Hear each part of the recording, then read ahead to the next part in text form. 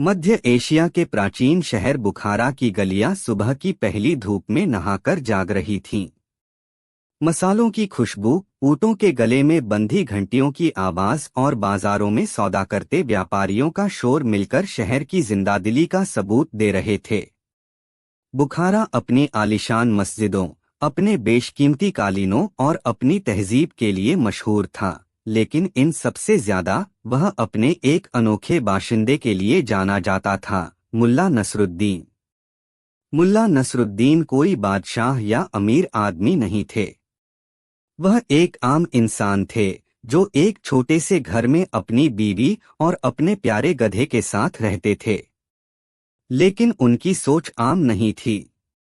उनकी बातों में एक ऐसा जादू, एक ऐसी उल्टी लॉजिक, तर्क होती थी कि सुनने वाला या तो अपना सिर पकड़कर बैठ जाता था या फिर हंसते हंसते लोटपोट हो जाता था। लोग उन्हें अक्लमंद भी कहते थे और सबसे बड़ा बेवकूफ भी। वह एक ही समय में ज्ञानी भी थे और नादान भी। उनकी कहानियां और उनके लतीफे ऐसे थे जो हंसाने के साथ साथ जिंदगी की कोई बहुत बड़ी सीख भी दे जाते थे। लेकिन इन दिनों बुखारा की हवा में एक तरह का खौफ और सख्ती घुल गई थी। शहर में एक नया गवर्नर आया था जिसका नाम था अमीर जफर खान। जफर खान एक बेहद सख्त, अनुशासनप्रिय और रूखा इंसान था। उसे हर चीज सीधी और सपाट पसंद थी। उसे शायरी, मजाक और घुमा-फिराकर की जाने वाली बातों से सख्त नफरत थी। उसका मानना था कि दुनिया में हर सवाल का एक ही सीधा जवाब होता है, हाँ या ना, सफेद या काला। इसके बीच का कोई भी रंग उसकी नजर में झूठ और मक्कारी था। आते ही उसने पूरे शहर में एक अजीबोगरीब फरमान जारी करवा दिया। फरमान यह था कि आज के बाद अगर कोई भी सरकारी अहलकार या गवर्नर के सिपाही किसी नागरिक से कोई सवाल पूछें तो उसे बिल्कुल सीधा और सटीक जवाब देना होगा। अगर किसी ने भी गोलमोल जवाब दिया, सवाल के बदले सवाल पूछा या बात को घुमाने की कोशिश की, तो उसे एक संगीन जुर्म माना जाएगा और उसे कड़ी सजा दी जाएगी। यह फरमान दरअसल मुल्ला नसरुद्दीन को ही ध्यान में रखकर बनाया गया था। गवर्नर जफर खान तक मुल्ला के किस्से पहुंच चुके थे और उसे लगता था कि मुल्ला जैसे लोग अपनी चिकनी चुपड़ी बातों से लोगों को बेवकूफ बनाते हैं और कानून का मजाक उड़ाते हैं। उसने अपने सलाहकारों से कहा था, हमने सुना है तुम्हारे शहर में एक मस्खरा है जो खुद को बहुत अक्लमंद समझता है। हम उसकी सारी अक्लमंदी उसके सिर से निकाल देंगे। अब उसे हमारे सीधे सवालों के सीधे जवाब देने होंगे। यह खबर जब मुल्ला नसरुद्दीन तक पहुंची तो वह अपने गधे की पीठ सहला रहे थे। उनकी बीवी ने चिंता से कहा, नसरुद्दीन, सुना तुमने? यह नया गवर्नर तो बहुत ही खूंखार मालूम होता है। अब तुम्हारा क्या होगा? तुम्हारी तो आदत ही है हर बात का उल्टा पुल्टा जवाब देने की। अब तुम सीधे जवाब कैसे दोगे? मुल्ला ने अपने गधे के कान में कुछ फुसफुसाया और फिर अपनी बीवी की ओर मुड़कर एक रहस्यमयी मुस्कान के साथ बोले, बेगम, तुम चिंता क्यों करती हो?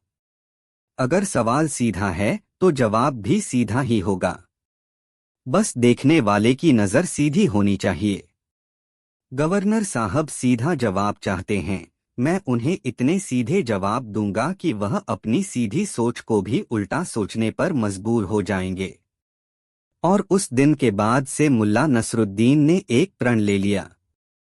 उन्होंने फैसला किया कि जब तक यह काला कानून लागू रहेगा, वह हर सीधे सवाल का उल्टा जवाब देंगे। यह उनका उस बेतुके कानून के खिलाफ खामोश विरोध करने का अपना तरीका था। कहानी की असली शुरुआत अब होती है। अगले दिन मुल्ला अपने गधे पर बैठकर बाजार की तरफ जा रहे थे। रास्ते में उन्हें गवर्नर के दो सिपाही मिले। सिपाहियों ने गवर्नर का फरमान सुन रखा था और वे मुल्ला को फंसाने का मौका ढूंढ रहे थे। एक सिपाही ने रौब से पूछा, ऐ मुल्ला, कहाँ जा रहे हो? मुल्ला ने बड़ी मासूमियत से जवाब दिया, घर वापस आ रहा हूँ। सिपाही चौंक गया। क्या मतलब? तुम तो बाजार की तरफ जा रहे हो और कह रहे हो कि घर आ रहा हूं। क्या तुम हमें बेवकूफ समझते हो? मुल्ला ने अपने गधे को रोका और उतरकर जमीन पर एक लकीर खींची। जनाब, यह मेरा घर है, उन्होंने अपने पीछे की दिशा में इशारा करते हुए कहा, और यह बाजार है।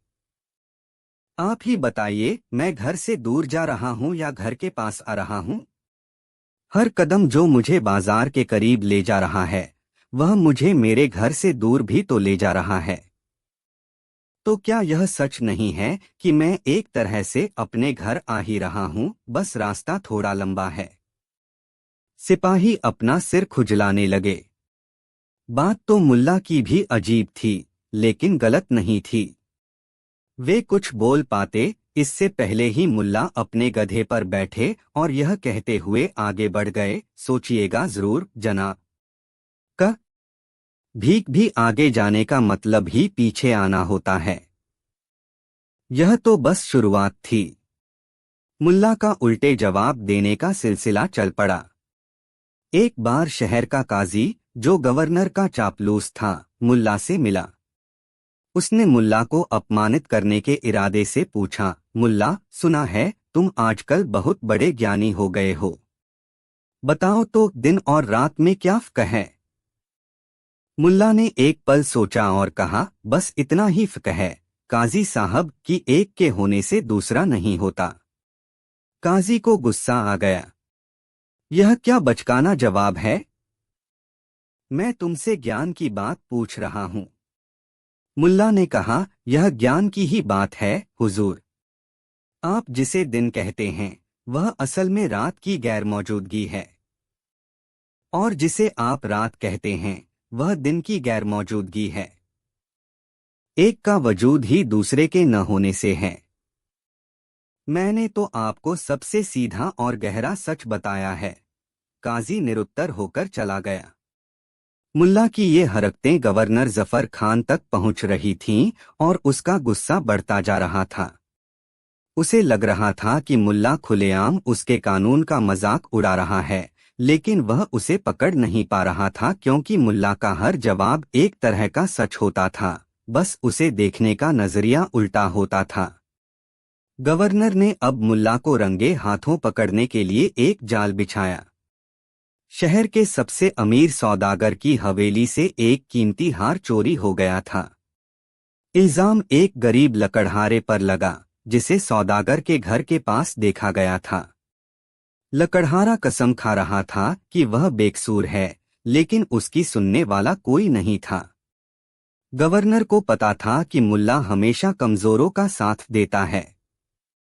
उसने उस लकड़हारे को दरबार में बुलवाया और साथ ही मुल्ला को भी हाजिर होने का हुक्म दिया।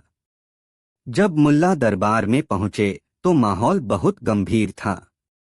गवर्नर अपने आलीशान सिंहासन पर बैठा था और उसके चेहरे पर एक क्रूर मुस्कान थी। तो मुल्ला नसरुद्दीन, गवर्नर गरजा, आज हम तुमसे एक बहुत ही सीधा सवाल पूछेंगे और हमें उम्मीद है कि तुम हमारे कानून का सम्मान करते हुए उसका सीधा जवाब दोगे। मुल्ला ने सिर झुकाया। हुक्म कीजिए अमीर आला। गवर्नर ने उस कांपते हुए लकड़हारे की ओर इशारा किया। यह आदमी कहता है कि यह बेकसूर है। हम तुमसे पूछते हैं, मुल्ला, क्या यह आदमी चोर है या ईमानदार? हाँ या ना में सीधा जवाब दो। यह एक बहुत ही शातिर जाल था। अगर मुल्ला कहता हाँ, यह चोर है, तो एक बेकसूर को सजा हो जाती और मुल्ला की आत्मा उसे कभी माफ नहीं करती। और अगर मुल्ला कहता नहीं, यह ईमानदार है, तो गवर्नर उससे सबूत मांगता। मुल्ला के पास कोई ठोस सबूत नहीं था। वह सिर्फ लकड़हारे की आंखों की सच्चाई पर यकीन करता था।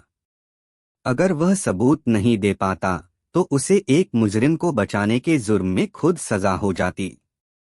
पूरा दरबार खामोशी से मुल्ला की ओर देख रहा था। मुल्ला ने लकड़हारे को गौर से देखा, फिर अमीर सौदागर को, और फिर गवर्नर की आंखों में आंखें डालकर मुस्कुराया। आलमपनाह, मुल्ला ने अपनी शांत और थोड़ी मस्खरी आवाज में कहा, आपका सवाल बहुत सीधा है। इसलिए मेरा जवाब भी बिल्कुल सीधा है। यह आदमी न तो चोर है और न ही ईमानदार है। दरबार में एक कानाफूसी की लहर दौड़ गई। गवर्नर का चेहरा गुस्से से लाल हो गया। यह क्या बकवास है मुल्ला? हमने तुम्हें हाँ या ना में जवाब देने को कहा था। एक आदमी एक ही समय में चोर और ईमानदार दोनों कैसे नहीं हो सकता? मुल्ला ने कहा, हुजूर, हो सकता है, क्योंकि चोरी एक काम है और ईमानदारी एक गुण है। इस आदमी ने चोरी का काम नहीं किया है, इसलिए यह चोर नहीं है। लेकिन यह इतना गरीब और लाचार है कि इसे अपनी ईमानदारी साबित करने का कभी मौका ही नहीं मिला। ईमानदारी तो तब साबित होती है जब आपके पास बेईमानी करने का मौका हो और आप फिर भी न करें। इस बेचारे के पास तो 2 वक्त की रोटी भी नहीं है, यह अपनी ईमानदारी कैसे साबित करता? इसलिए यह चोर नहीं है, लेकिन अभी तक ईमानदार भी साबित नहीं हुआ है। मुल्ला ने एक पल रुककर फिर कहा, हुजूर, असली सवाल यह नहीं है कि यह चोर है या नहीं। असली सवाल यह है कि हार आखिर गया कहाँ? क्या आपने अमीर सौदागर से पूछा कि कहीं हार घर में ही तो नहीं गिर गया? गवर्नर, जो मुल्ला को फंसाना चाहता था, अब खुद ही फंस गया था। मुल्ला की बात में इतना वजन और तर्क था कि वह उसे नजरअंदाज नहीं कर सकता था।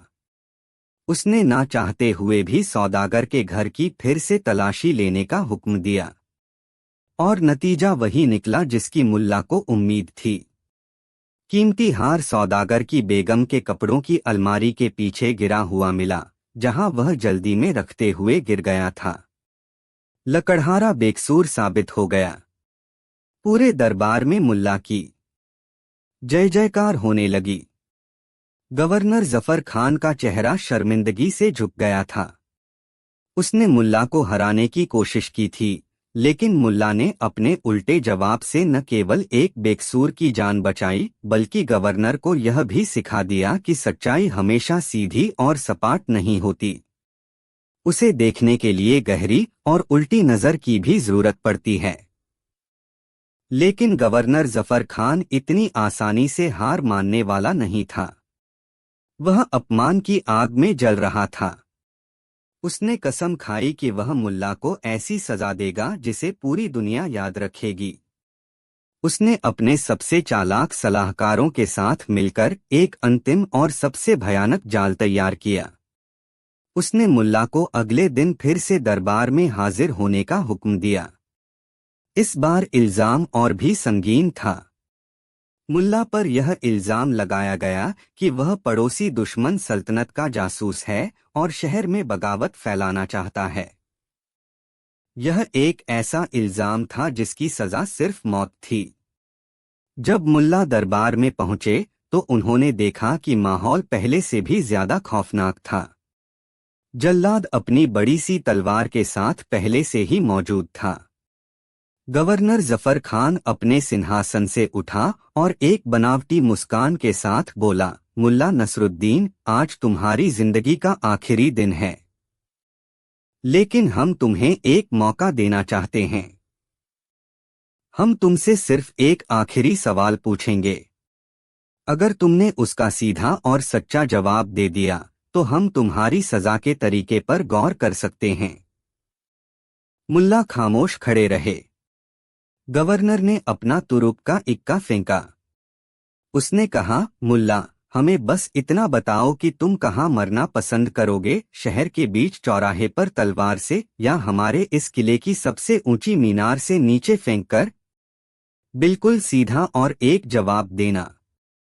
यह सवाल मौत का एक ऐसा कुआं था जिसमें से बाहर निकलने का कोई रास्ता नहीं था। यह गवर्नर की आखिरी और सबसे घातक चाल थी। अगर मुल्ला कहता, मैं चौराहे पर मरना पसंद करूंगा, तो गवर्नर उसे मीनार से फेंकवा देता और यह कहता कि देखो, मुल्ला ने झूठ बोला, इसलिए इसे बदतर मौत मिली। अगर मुल्ला कहता, मैं मीनार से गिरकर मरना पसंद करूंगा, तो गवर्नर उसे चौराहे पर मरवा देता और फिर वही तर्क देता। मुल्ला की मौत तय थी और मरते मरते भी वह झूठा साबित होने वाला था। गवर्नर की आंखों में जीत की चमक थी। मुल्ला नसरुद्दीन ने एक नज़र पूरे दरबार पर डाली, फिर आसमान की ओर देखा और फिर गवर्नर की आंखों में झांकते हुए अपनी वही चिरपरिचित रहस्यमयी मुस्कान बिखेर दी। अमीर आला, मुल्ला ने बहुत ही शांत और मधुर आवाज में कहा, आपका सवाल बहुत ही अच्छा है और मेरा जवाब उतना ही सीधा है। मैं आप दोनों में से किसी भी तरीके से मरना पसंद नहीं करूंगा। वह एक पल के लिए रुके और फिर बोले, मैं तो अपनी चारपाई पर अपने घर में अपने परिवार के बीच बुढ़ापे की मौत मरना पसंद करूंगा। दरबार में एक गहरा, बहुत गहरा सन्नाटा छा गया। गवर्नर हक्का बक्का रह गया। यह कैसा जवाब था? उसने मुल्ला को दो विकल्पों के बीच में से चुनने को कहा था, लेकिन मुल्ला ने एक तीसरा विकल्प चुन लिया जो वहां मौजूद ही नहीं था। गवर्नर चिल्लाया, यह जवाब नहीं है, यह धोखा है। हमने तुम्हें दो रास्तों में से एक चुनने को कहा था। मुल्ला ने सिर झुकाकर कहा, गुस्ताखी माफ हुजूर। आपने मुझसे पूछा था कि मैं क्या पसंद करूंगा। यह एक सीधा सवाल था और मैंने उसका बिल्कुल सीधा और सच्चा जवाब दिया है। हर इंसान यही पसंद करता है। अगर आप पूछते कि तुम किस तरह मारे जाओगे तो वह एक अलग सवाल होता। लेकिन आपने मेरी पसंद पूछी और मैंने अपनी सच्ची पसंद बता दी। अब अगर आप मेरी पसंद के खिलाफ जाकर मुझे मारते हैं तो यह आपकी ज्यादती होगी, मेरा जवाब झूठा नहीं होगा। मुल्ला के इस उल्टे जवाब ने गवर्नर के पूरे जाल को तार तार कर दिया था। उसने सवाल के अंदर छिपे हुए शब्द पसंद को पकड़कर उसी से गवर्नर को मात दे दी थी। दरबार में मौजूद लोग जो अब तक डर के मारे चुप थे, अब धीरे धीरे मुल्ला के पक्ष में बोलने लगे। एक आम इंसान की अक्लमंदी ने एक ताकतवर गवर्नर के घमंड को चूर चूर कर दिया था। गवर्नर जफर खान अपनी कुर्सी पर धम्म से बैठ गया। वह हार गया था, पूरी तरह से हार गया था। उसे पहली बार एहसास हुआ कि दुनिया को सिर्फ हाँ या ना, सफेद या काले में नहीं बांटा जा सकता। जिंदगी के असली सच तो इन दोनों के बीच के धुंधले रास्तों में छिपे होते हैं और उन्हें देखने के लिए मुल्ला नसरुद्दीन जैसी उल्टी नजर चाहिए। उसने एक लंबी सांस ली और अपनी हार स्वीकार करते हुए कहा, मुल्ला, तुम जीत गए। तुम्हारी अक्ल के आगे हमारी तलवार भी छोटी पड़ गई। उसने न सिर्फ मुल्ला को बाइज्जत बरी कर दिया, बल्कि अपने उस बेतुके कानून को भी हमेशा के लिए खत्म कर दिया। और मुल्ला नसरुद्दीन, वह दरबार से ऐसे बाहर निकले जैसे कुछ हुआ ही न हो और बाहर इंतजार कर रहे अपने गधे की पीठ पर बैठकर घर की ओर चल दिए। शहर वही था, लोग वही थे, लेकिन आज सब कुछ बदला सा लग रहा था। मुल्ला ने सिर्फ अपनी जान नहीं बचाई थी, बल्कि उसने पूरे बुखारा शहर को यह सिखा दिया था कि कभी कभी सबसे सीधे सवाल का जवाब सबसे उल्टा होता है और सबसे बड़ी सच्चाई सीधे रास्तों पर नहीं, बल्कि टेढ़मेढ़े पगडंडियों पर ही मिलती है। कबूतर की सवारी। इस्फहान शहर, जहां नीले गुंबदों वाली मस्जिदें आसमान से बातें करती थीं और जिसके बाजारों में दुनिया भर के सौदागर अपने किस्से और सामान लेकर आते थे, उन दिनों दो लोगों की वजह से मशहूर था। पहले थे सौदागर आजम खान, जो शहर के सबसे अमीर आदमी थे। उनकी हवेलियां शहर के सबसे कीमती इलाकों में फैली थीं। उनके अस्तबलों में अरबी नस्ल के घोड़े हिनहिनाते थे और उनके दरवाजे पर एक विशालकाय हाथी हर आने जाने वाले को उनकी दौलत और ताकत का एहसास कराता था। आजम खान को दिखावे की आदत थी। वह चाहते थे कि शहर का हर शख्स उनकी अमीरी को देखे, उससे डरे और उसका सम्मान करे। और दूसरे थे मुल्ला नसरुद्दीन। मुल्ला के पास न तो हवेली थी, न घोड़े। उनके पास एक छोटा सा मिट्टी का घर था, कुछ पुरानी किताबें थीं और एक गधा था जो मुल्ला के अनुसार दुनिया का सबसे समझदार प्राणी था।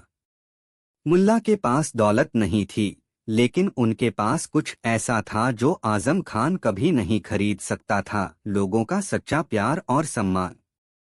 मुल्ला की हाजिर जवाबी, उनकी उल्टी सीधी लेकिन गहरी बातें और उनकी सादगी लोगों के दिलों को छू जाती थी।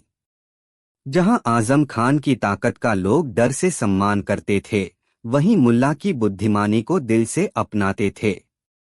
यही बात आजम खान के दिल में कांटे की तरह चुभती थी।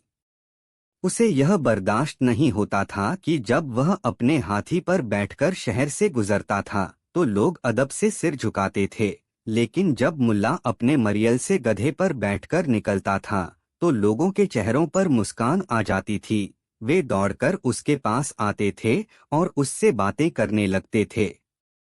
आजम खान को लगता था कि मुल्ला नसरुद्दीन एक धूर्त और मक्कार इंसान है, जो अपनी लच्छेदार बातों से सीधी सादी जनता को बेवकूफ बनाता है।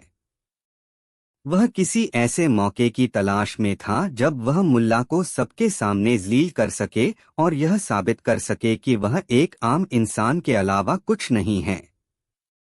एक शाम आजम खान अपनी हवेली की छत पर अपने चापलूस दोस्तों के साथ बैठा था। नीचे सड़क पर मुल्ला नसरुद्दीन अपने गधे के साथ जा रहे थे।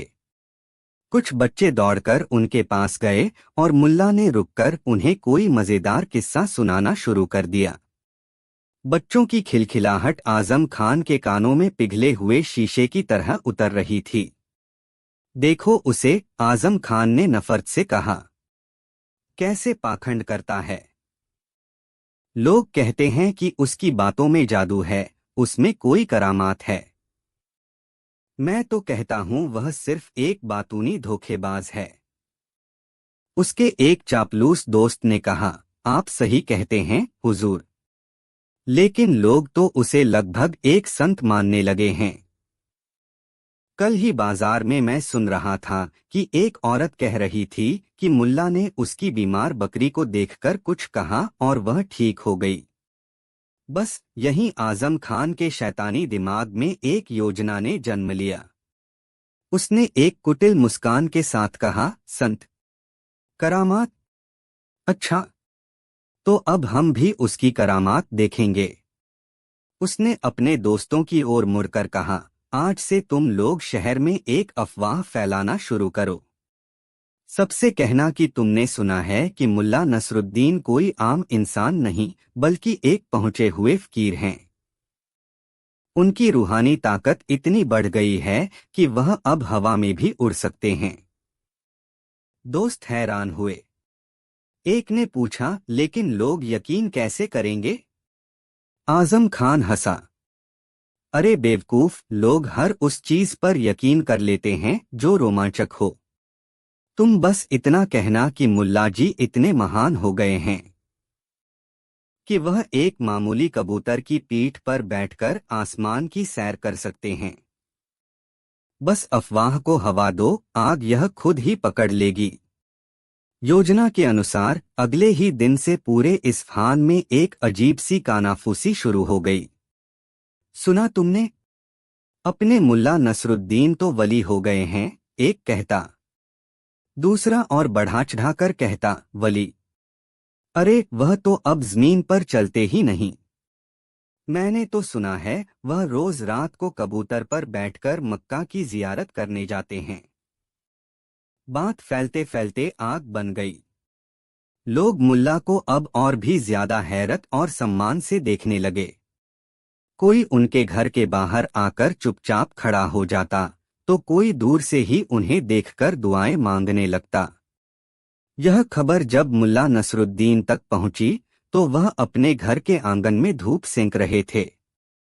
उनकी बीवी दौड़ी दौड़ी आई, उसका चेहरा चिंता से पीला पड़ा हुआ था।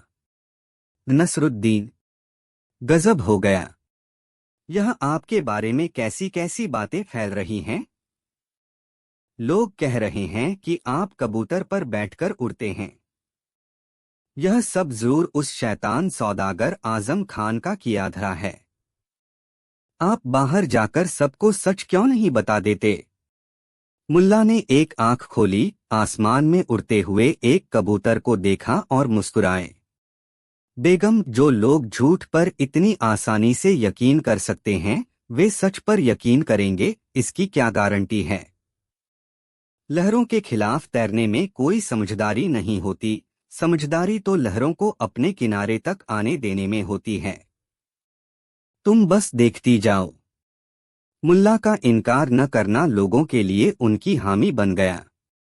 अब तो लोगों को पूरा यकीन हो गया कि अफवाह सच्ची है।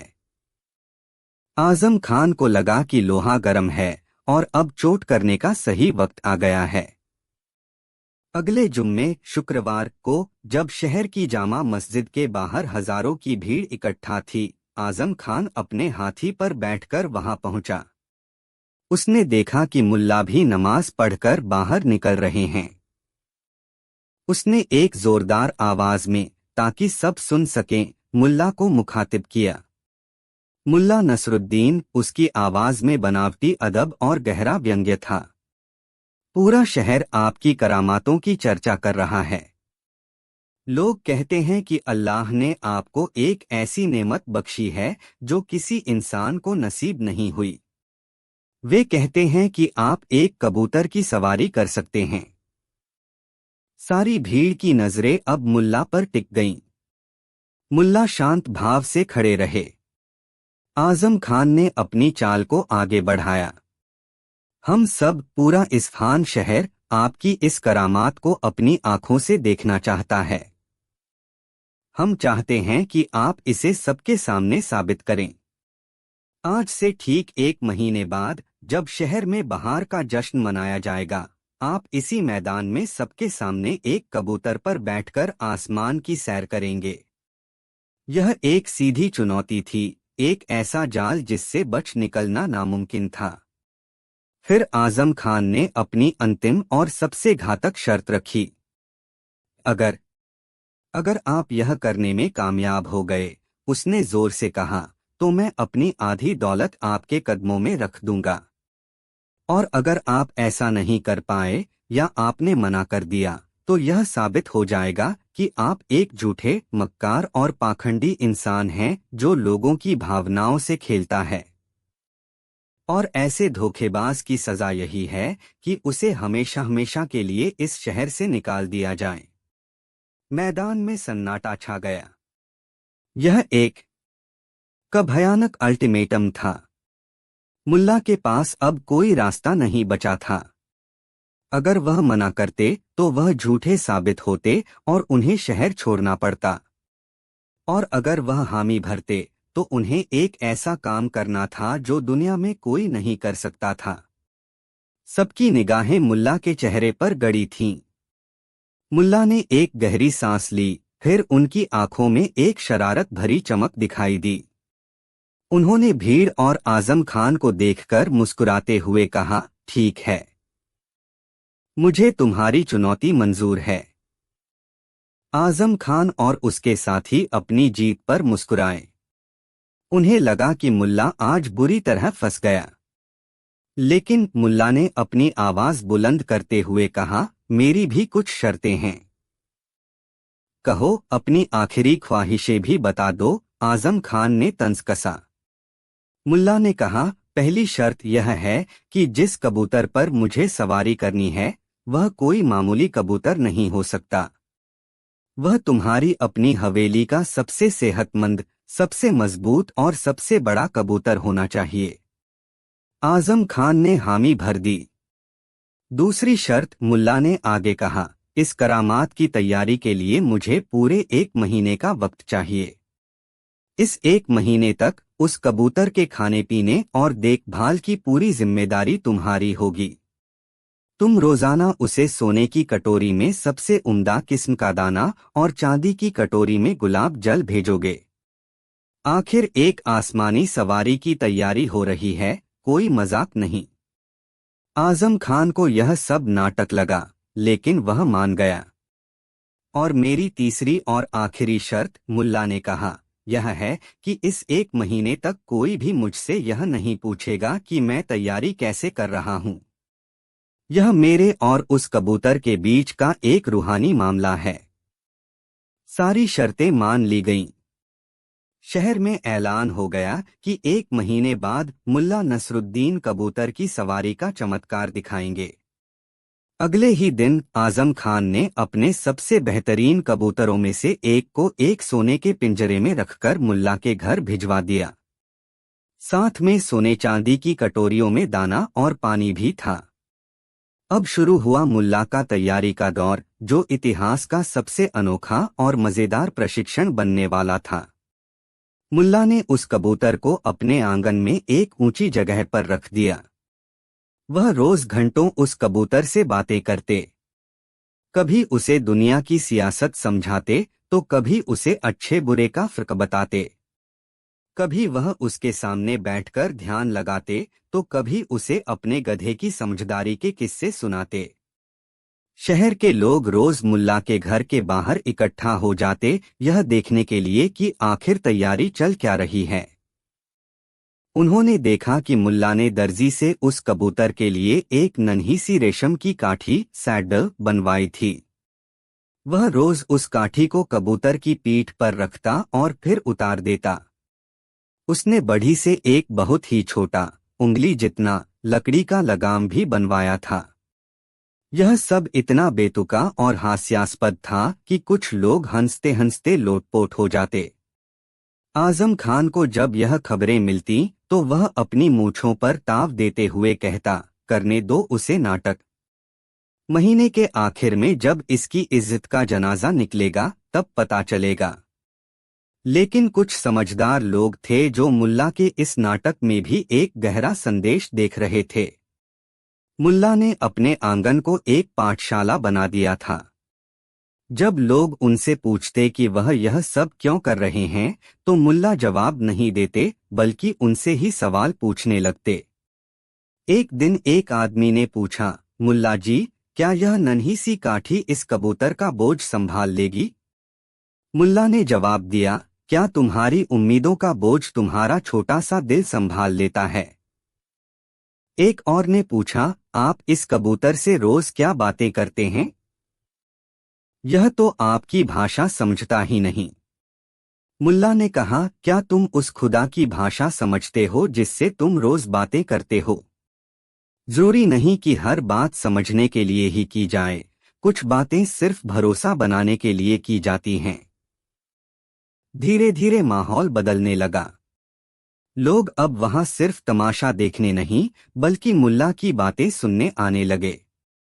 मुल्ला ने एक कबूतर की सवारी की आड़ में लोगों को लालच, अंधविश्वास और दिखावे के खिलाफ पढ़ाना शुरू कर दिया था।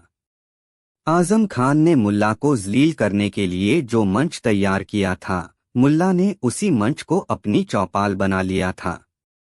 और फिर वह दिन आ ही गया, बहार के जश्न का दिन। शहर के बीच का विशाल मैदान खचाखच भरा हुआ था। गवर्नर से लेकर एक आम गरीब तक हर कोई वहां मौजूद था। आजम खान अपने लिए बनाए गए एक ऊंचे मंच पर बैठा था। उसके चेहरे पर जीत की खुशी साफ झलक रही थी। तभी भीड़ में एक शोर हुआ। मुल्ला नसरुद्दीन आ रहे थे।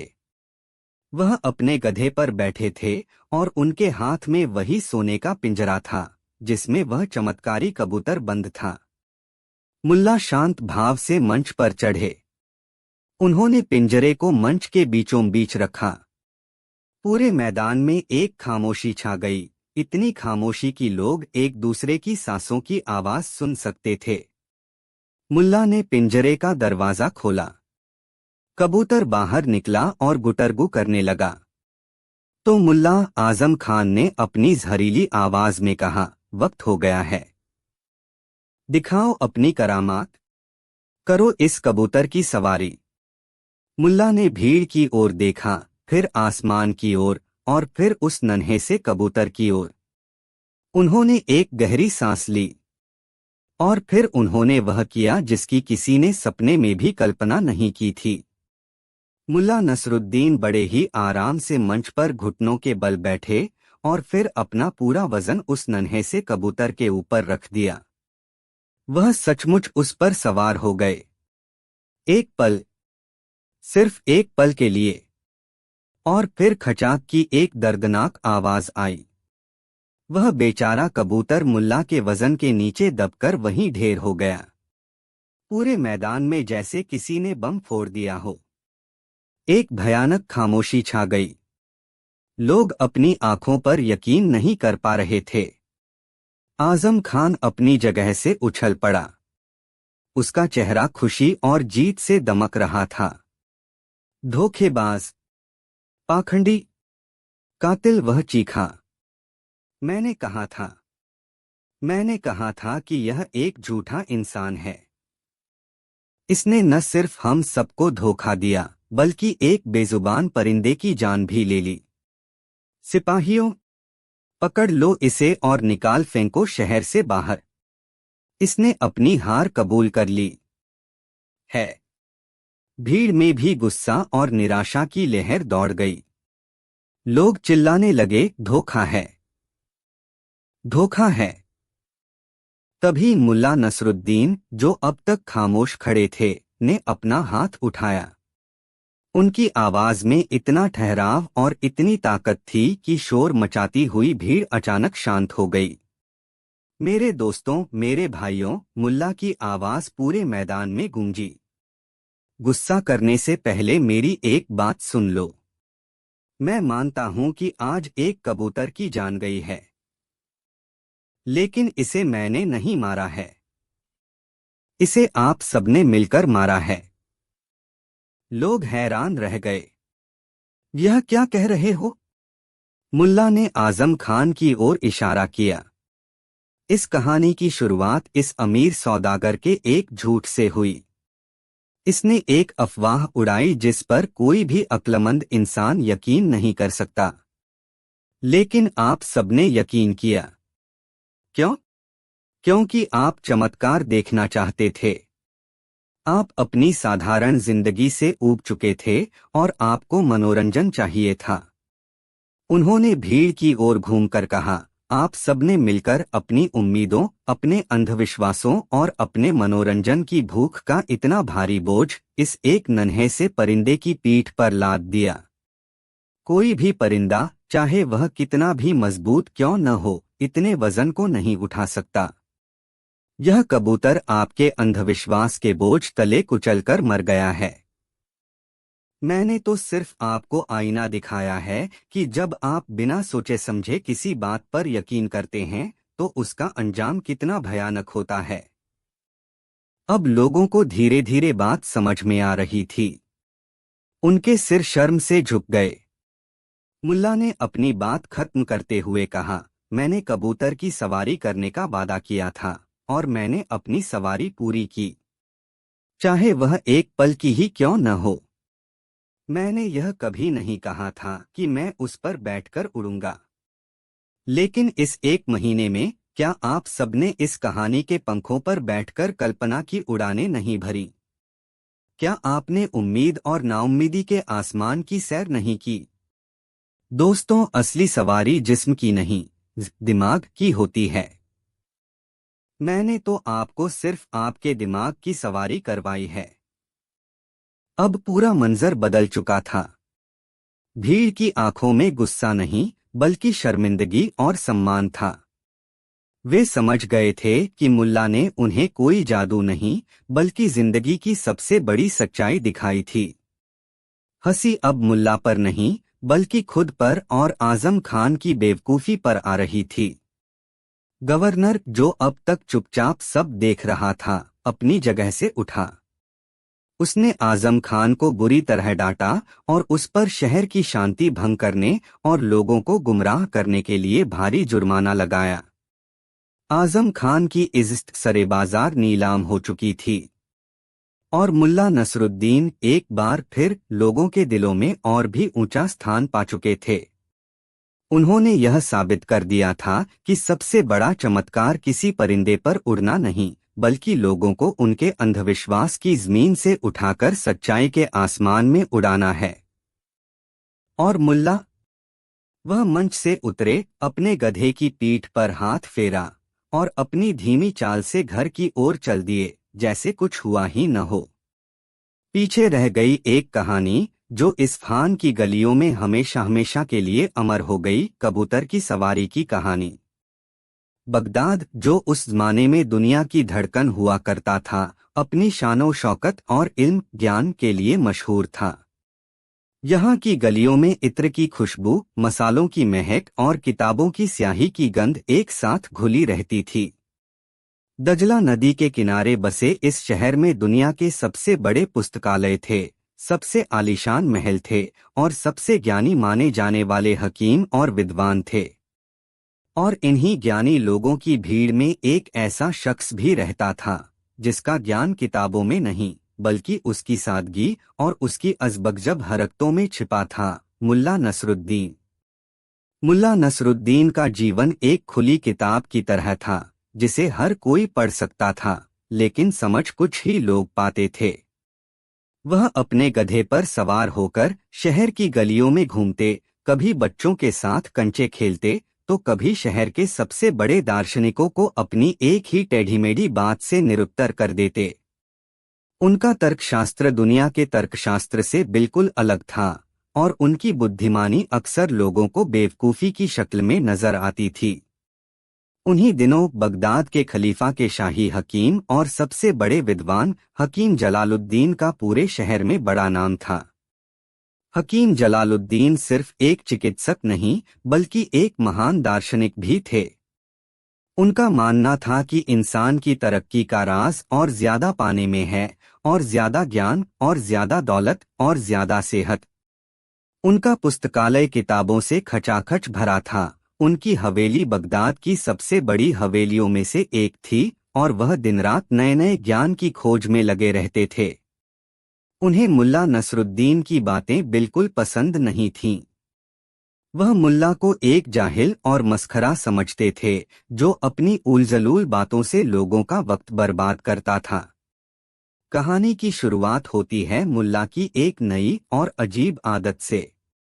लोगों ने गौर करना शुरू किया कि मुल्ला नसरुद्दीन ने कुछ हफ्तों से एक अजीब काम शुरू कर दिया है। वह जब भी खाना खाते, चाहे घर पर हो या किसी सराय में, वह हमेशा सिर्फ एक ही रोटी लेते। फिर वह बड़े ध्यान से उस रोटी के 2 बराबर हिस्से करते। एक हिस्सा वह बड़े स्वाद और इत्मीनान से खाते और दूसरे हिस्से को बड़े प्यार से एक कपड़े में लपेटकर अपने पास रख लेते।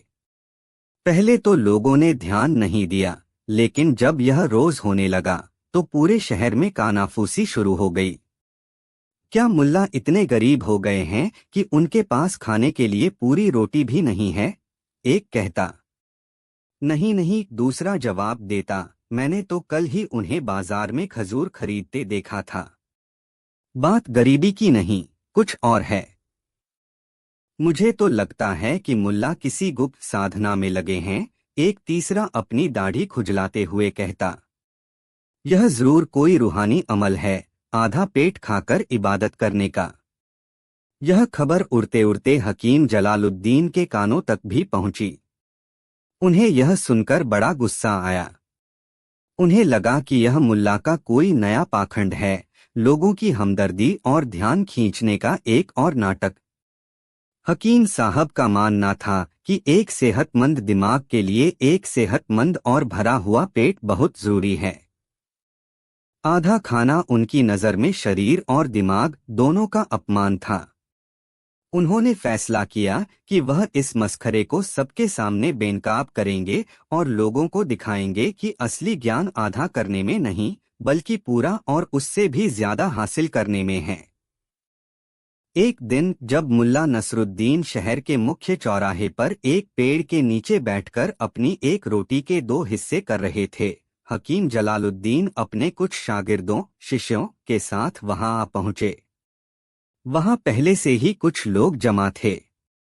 मुल्ला नसरुद्दीन हकीम ने एक व्यंग्यात्मक आवाज में कहा ताकि सब सुन सकें। यह क्या नया तमाशा शुरू किया है तुमने? सुना है तुम आजकल आधी रोटी पर गुजारा कर रहे हो। क्या तुम्हारा दिमाग फिर गया है? या तुम लोगों को यह दिखाना चाहते हो कि तुम कितने बड़े त्यागी हो? मुल्ला ने रोटी का एक टुकड़ा मुंह में डाला उसे धीरे धीरे चबाया और फिर हकीम की तरफ देखकर मुस्कुराए। हकीम साहब, आप गलत देख रहे हैं। क्या मतलब? हकीम ने अपनी भ्रिकुटी चढ़ाते हुए पूछा। मतलब यह कि मैं आधी रोटी नहीं खा रहा हूँ, मुल्ला ने बड़ी शांति से कहा। मैं तो पूरा भोजन कर रहा हूँ। यह सुनकर हकीम के साथ साथ वहां खड़ी भीड़ भी हैरान रह गई। यह क्या बकवास है? हकीम चिढ़कर बोला। क्या तुम्हें दिखाई नहीं देता कि तुम्हारे हाथ में आधी रोटी है? तुम पूरे बगदाद को बेवकूफ समझते हो क्या? मुल्ला ने अपनी बची हुई आधी रोटी को कपड़े में लपेटते हुए कहा। हकीम साहब, आप बहुत ज्ञानी हैं, लेकिन शायद आप पूरे का मतलब नहीं जानते। पूरा वह नहीं होता जो आपकी थाली में हो, पूरा वह होता है जो आपकी रूह में उतरे। मेरी यह आधी रोटी मुझे पूरा सुकून देती है, इसलिए यह मेरा पूरा भोजन है। हाँ, मुझे लगता है कि आप जैसे लोग, जिनकी हवेलियां अनाज से भरी हैं और दस्तरखान व्यंजनों से सजे रहते हैं, शायद हमेशा आधा ही खाते हैं। मैं हकीम गुस्से से लगभग चीख पड़ा। तुम कहना क्या चाहते हो? साफ साफ कहो। मैं बस इतना कहना चाहता हूँ, मुल्ला ने खड़े होते हुए कहा, कि आपकी भूख पेट की नहीं, आपकी भूख और ज्यादा पाने की है। और वह भूख कभी नहीं मिटती। इसलिए आपका हर भोजन अधूरा रहता है, आधा रहता है। आप हमेशा भूखे रहते हैं, हकीम साहब। यह एक सीधा हमला था, हकीम जलालुद्दीन के पूरे जीवन दर्शन पर, उनकी पूरी शख्सियत पर। वह अपमान से तिलमिला उठे। उन्होंने कहा, बस बहुत हो गई यह पहेलियां बुझाने वाली बातें। अगर तुम अपने इस आधी रोटी के ज्ञान को इतना ही महान समझते हो तो मैं तुम्हें चुनौती देता हूँ। अगले जुम्मे को खलीफा के महल के सामने वाले बड़े मैदान में एक सभा होगी। तुम अपनी आधी रोटी का ज्ञान लेकर आना और मैं अपना संपूर्णता का दर्शन लेकर आऊंगा। बगदाद की पूरी अवाम फैसला करेगी कि किसके रास्ते में सच्ची खुशी और समझदारी है। मुल्ला ने बस कंधे उचका दिए, जैसे उन्हें कोई फर्क ही न पड़ता हो। ठीक है हकीम साहब, जैसी आपकी मर्जी। यह खबर पूरे बगदाद में फैल गई। एक तरफ था शहर का सबसे बड़ा विद्वान हकीम जलालुद्दीन और दूसरी तरफ था शहर का सबसे बड़ा मस्खरा मुल्ला नसरुद्दीन। यह सिर्फ दो इंसानों की नहीं बल्कि दो विचारधाराओं की टक्कर थी, और ज्यादा बनाम इतना ही काफी है। नियत दिन पर मैदान खचाखच भरा हुआ था। खलीफा के मंत्री, बड़े बड़े अमीर, विद्वान और आम जनता सब मौजूद थे। एक तरफ ऊंचे मंच पर हकीम जलालुद्दीन बैठे थे, जिनके पीछे उनके शागिर्द बड़ी बड़ी किताबें उठाए खड़े थे, और दूसरी तरफ जमीन पर एक साधारण सी चटाई पर मुल्ला नसरुद्दीन बैठे थे, हमेशा की तरह शांत और मुस्कुराते हुए। उनके पास सिर्फ एक छोटी सी पोटली थी। हकीम ने कार्यवाही शुरू की। दोस्तों, आज हम यह साबित करेंगे कि ज्ञान और खुशी का रास्ता चीजों को जमा करने, उन्हें समझने और उनका पूरा उपभोग करने से मिलता है, न कि उन्हें आधा छोड़ने से। उन्होंने एक सवाल से शुरुआत की। मुल्ला, तुम बताओ, अगर तुम्हें एक सोने की अशर्फी और आधी अशर्फी में से एक को चुनना हो तो तुम किसे चुनोगे? मुल्ला ने जवाब दिया, पूरी अशर्फी को। हकीम जोर से हंसा। देखा देखा सबने। जब दौलत की बात आई तो इसे भी पूरा ही चाहिए, आधा नहीं। तुम्हारा आधी रोटी का ज्ञान कहाँ गया मुल्ला? मुल्ला मुस्कुराए। हकीम साहब, आपने गलत समझा। मैं पूरी अशर्फी इसलिए चुनूंगा ताकि उसमें से आधी मैं किसी जरूरतमंद को दे सकूं। अगर मैं पहले से ही आधी चुनूंगा तो मेरे पास किसी और को देने के लिए क्या बचेगा? भीड़ में से कुछ लोगों ने मुल्ला के पक्ष में सराहना की। हकीम का चेहरा थोड़ा उतर गया। उसने दूसरा और ज्यादा मुश्किल सवाल पूछा। अच्छा मुल्ला, यह बताओ, ज्ञान के बारे में तुम्हारा क्या ख्याल है? क्या तुम आधा ज्ञान पसंद करोगे या पूरा ज्ञान? यह एक फंसाने वाला सवाल था। मुल्ला ने एक पल सोचा और कहा, हकीम साहब, ज्ञान न तो आधा होता है न पूरा। ज्ञान तो एक सफर है।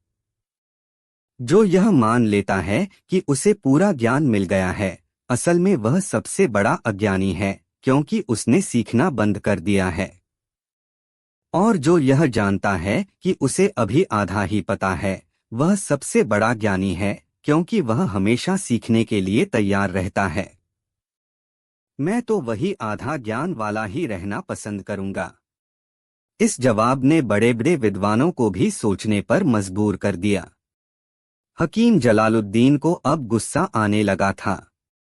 उसे लग रहा था कि मुल्ला उसकी बातों के जाल को अपनी सादगी से काट रहा है। बस, बहुत हो गई बातें। वह अपनी जगह से खड़ा हो गया। अब हम एक असली परीक्षा लेंगे। उसने अपने सिपाहियों को इशारा किया। सिपाही भीड़ में से एक आदमी को पकड़कर ले आए। वह आदमी शहर का जाना-माना भिखारी था, जिसका नाम बशीर था। बशीर हमेशा दुखी रहता था, हमेशा शिकायत करता था और उसकी मांगने की भूख कभी खत्म नहीं होती थी। हकीम ने कहा, यह बशीर है। यह हमेशा भूखा रहता है, हमेशा और ज्यादा मांगता है। यह इंसानी इच्छाओं का जीता जागता सबूत है। मुल्ला, तुम अपनी आधी रोटी इसे देकर दिखाओ। क्या यह संतुष्ट हो जाएगा? नहीं होगा। यह और मांगेगा। यही इंसान की फितरत है। सबकी निगाहें अब मुल्ला पर थीं। यह इस बहस का सबसे अहम मोड़ था। मुल्ला नसरुद्दीन अपनी जगह से उठे। उन्होंने अपनी पोटली खोली, जिसमें से कपड़े में लिपटी हुई वही आधी रोटी निकली। पूरा मैदान खामोशी से देख रहा था। मुल्ला उस भिखारी बशीर के पास गए। बशीर उन्हें घूर रहा था, उसकी आंखों में लालच और भूख थी। लेकिन मुल्ला ने वह आधी रोटी बशीर को नहीं दी। उन्होंने कुछ ऐसा किया जिसकी किसी ने कल्पना भी नहीं की थी। मुल्ला ने अपनी जेब से एक रोटी निकाली, जो वह उस दिन अपने खाने के लिए लाए थे। उन्होंने उसके दो हिस्से किए। एक हिस्सा, यानी आधी रोटी, उन्होंने अपनी पोटली में रख दिया। अब उनके हाथ में आधी रोटी थी। फिर उन्होंने उस आधी रोटी के भी दो हिस्से किए। अब उनके हाथ में चौथाई चौथाई रोटी के दो टुकड़े थे। उन्होंने एक चौथाई रोटी बशीर को दी। बशीर हैरान रह गया। उसे एक बड़ी भीख की उम्मीद थी, लेकिन उसे सिर्फ एक चौथाई रोटी मिली। वह